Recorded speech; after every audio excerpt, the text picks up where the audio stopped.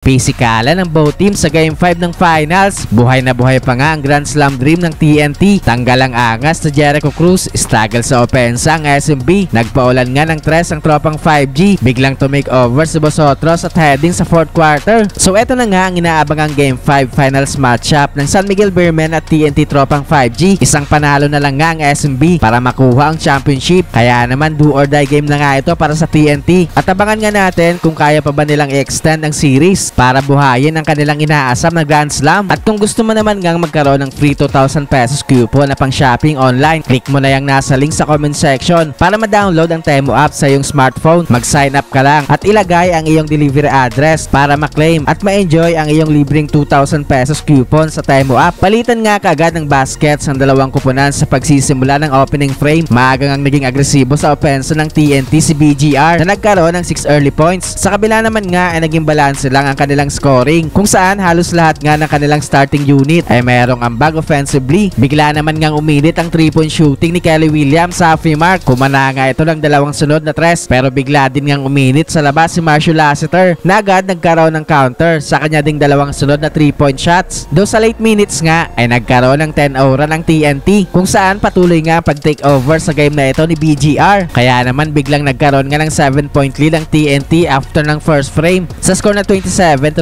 Second quarter ay naging in control pa rin nga ang TNT sa early minutes. Hirap ngang makakuha ng unang field goal ang SMB sa quarter na ito. Nakuha naman nga ni RR Pugoy ang kanyang ikatlong foul matapos siyang tawagan ng flagrant sa pagsiko niya sa ulo ni Jericho Cruz. Pero patuloy nga ang pag-struggle ng San Miguel entering the halfway mark. Umabot na nga sa double digit ang kalamangan ng tropang 5G matapos ang naging another slam dunk ni BGR. Nakuha nga ng Beermen ang kanilang unang field goal with under 7 minutes sa naging 3-point shot ni Chris Ross. Pero bigo nga yan makapagbigay ng spark sa kanilang opensa. Butatapang inabot ni Abay kay BGR sa fast break, pero agad din naman ngang gumante si Jumar Fajardo matapos siyang mabutata ng dalawang beses si BGR. Natawagan pa ng flagrant penalty 1 si Ganuelas Rosser matapos mapalakas ang kanyang pag-box out kay Abay sa ilalim. Hindi nga makapaniwala dyan si BGR at Coach Chot Reyes na napapangiti na lang sa sideline. Lamang pa rin nga ng 10 points ang TNT going to the halftime break sa score na 41-31. Third quarter ay patuloy nga mainit na shooting sa labas ng TNT tropang 5G. Hirap pa rin nga makahanap ng spark offensively itong San Miguel. Sa late minutes ay nagkaroon nga ng 6 ora ng SMB para ibaba sa single digit ang kanilang hinahabol na kalamangan. Pumabaon pa ng 4-point shot si Jericho Cruz papatapos ang quarter para ibaba sa 6 points ang kalamangan ng TNT after ng third frame sa score na 59-53. Fourth quarter ay umarangkada nga ulit ang opensa ng tropang 5G sa early minutes. Kaya naman balik nga ulit sa double digit ang kanilang kalamangan. Take over na nga sa kanilang opensa si Almond Bosotros. Nagpaparamdam na din nga sa kanilang opensa si Jordan Heading. Kaya naman patuloy nga paglaki ng kalamangan ng TNT. Hindi na din nga nagkaroon pa ng big run ng SMB para makabalik sila sa game na ito. Kaya sa uli nga ipanalo ang TNT tropang 5G para extend ang series na ito.